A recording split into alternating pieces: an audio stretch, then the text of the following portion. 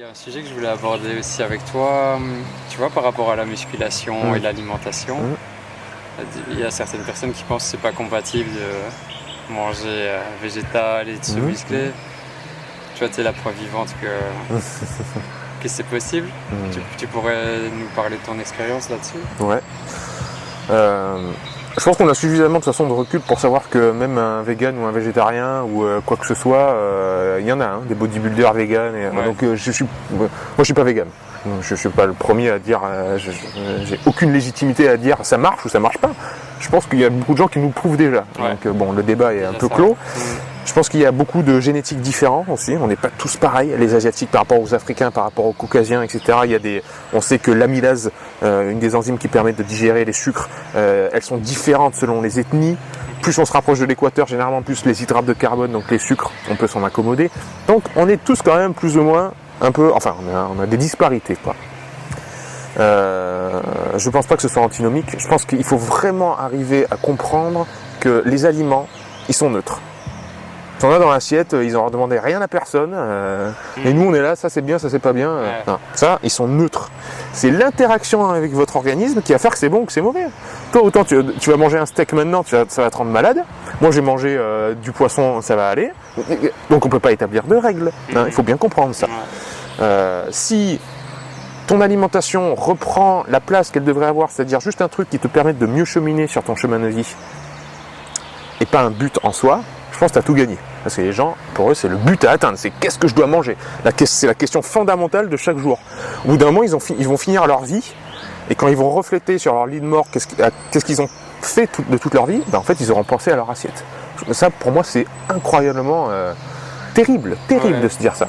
Donc, si vous avez trouvé un régime alimentaire qui vous va, que vous soyez vegan, pas vegan, crudivore, pas crudivore, peu importe, mais qui vous permette de bien digérer, d'avoir de l'énergie, de vous mettre au service des autres, d'accomplir ce qui vous semble être juste dans la vie, pas de problème de digestion, etc. Et tout va bien. Pas besoin de se casser et se torturer l'esprit plus que ça. Voilà. C'est tout. Faire du muscle, il faut d'abord savoir bien s'entraîner, quoi. C'est la base. Parce que je peux te dire que les gens que je coach, j'ai jamais rencontré une personne qui s'entraînait bien pour l'instant. Jamais. Et j'en ai coaché des gens. Tout le monde dit j'ai essayé le sport, ça marche pas, je prends pas du muscle. Montre-moi comment tu t'entraînes. Généralement, c'est mal fait. C'est pas assez fait avec la bonne intensité. Les mouvements sont partiels. Les mouvements sont mal faits. Ceci, cela, etc. Déjà, revoir ça. Faire bien les choses. L'alimentation, après, ça vient derrière. Donc, c'est peut-être utile aussi de se faire accompagner à certains temps. Je pense que pour quelqu'un qui commencerait le sport, c'est vraiment pertinent d'avoir un bon coach. Quelqu'un qui donne les bonnes postures, même de base, les trucs qu'on connaît tous, les pompes, les tractions, les squats, les feintes avant, etc. Des trucs qu'on semble savoir connaître, mais en fait qui sont très techniques et qui peuvent être très mal faites. Si c'est mal positionné, une pompe où tu peux forcer avec les épaules et pas du tout avec les pectoraux, c'est infini, quoi, les façons de tomber dans certains pièges. Donc, trouver un bon coach, partir sur des bases solides, et à partir de ça, tu vas construire. Sinon, il faut que la base de la pyramide, ce soit la qualité. Et sur ça, tu places l'intensité, le volume d'entraînement, etc. Et l'alimentation va aider. L'alimentation va consolider tout ça, va être le ciment de tout ça. Et c'est vrai qu'on en parlait avec Pierre Etchart aussi. Que dans la majorité des cas, des gens pensent que la seule nourriture, c'est l'alimentation. Mais il y a d'autres paramètres pour nous nourrir. Là, je suis en train de me nourrir de toi, de ton regard, de notre bons échanges. Ce festival, on rencontre des milliers de personnes, que des sourires. On a les pieds dans l'herbe. Alors, on se rend bien compte qu'on mange pas autant que d'habitude. On se rend bien compte que même si, en fait, là, ce repas-là, j'ai pas mangé. Je m'en fous. On est nourri, vraiment. Vraiment. Là, proche de cette rivière, avec toutes les ondes qu'on a. Punaise, on ne peut pas s'extraire de notre environnement comme ça. Comme l'a dit très bien Pierre, il faut faire une expérience de pensée comme faisait Albert Einstein. Si l'alimentation, c'était vraiment notre seule source de nourriture, alors si on réfléchissait aux implications que cette proposition ferait découler, il suffirait de prendre quelqu'un, le mettre dans une cage dans le noir et lui donner les meilleurs fruits et pour voir si ça se passe bien pour elle. Dans un an, la personne évidemment est décédée. On a besoin de soleil, on a besoin de relations, on a besoin de contact avec la nature, on a besoin de tout ça. Et l'alimentation, évidemment, a un rôle à jouer, mais c'est pas l'alpha et l'oméga. c'est un tout, quoi. C'est un tout. C'est pas sexy de dire que c'est dans l'équilibre que se trouve la vérité. On veut toujours le truc, ah ouais, ça c'est ça, ah c'est ça. Non, c'est dans l'équilibre. Ouais, je suis assez d'accord. L'équilibre. Ouais.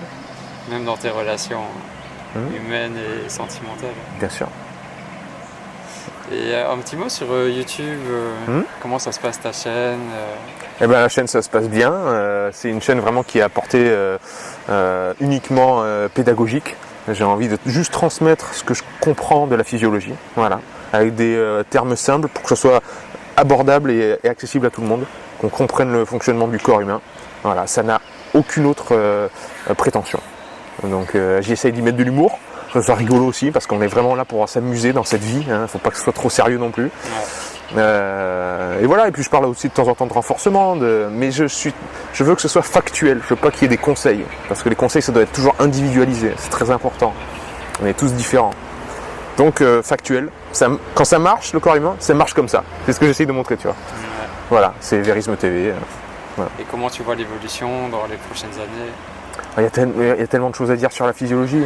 Maintenant, je me spécialise vraiment sur le renforcement, sur ce qui se passe quand on est dans le froid, dans le chaud, dans le jeûne, etc. Mais j'ai tellement d'autres sujets à aborder. J'ai ouvert des sous-catégories dans la chaîne où je fais plus d'interviews, tu vois. On me donne la parole à d'autres gens qui me semblent pertinents. Ouais. J'aimerais faire des locaux vraiment Vérisme TV un petit peu plus élaborés où toutes les semaines on reçoit un invité. C'est sur ça que c'est en train de s'ouvrir. Voilà. Il y a plein de choses à faire. Ah ouais, c'est infini. Okay. Et donc pour les gens qui voudront te contacter, il y a un site internet. Ouais, il y a hormez.com, c'est mon site internet où on peut retrouver les formations en ligne. Il y a Vérisme TV évidemment, c'est la chaîne YouTube. On peut me retrouver sur Instagram aussi, c'est Vérisme TV. Sur Facebook, c'est Pierre Vérisme. Vérisme en tout cas, je pense que vous tomberez tout de suite sur moi. Voilà. Et Hormez, pareil. Et un dernier point, les 2 livres qui t'ont le plus impacté dans ta vie?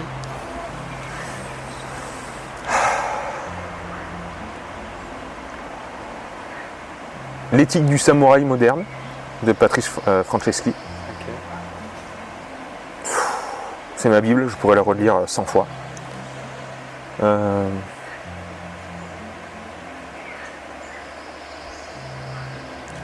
Les livres de Marc Aurèle, je pense.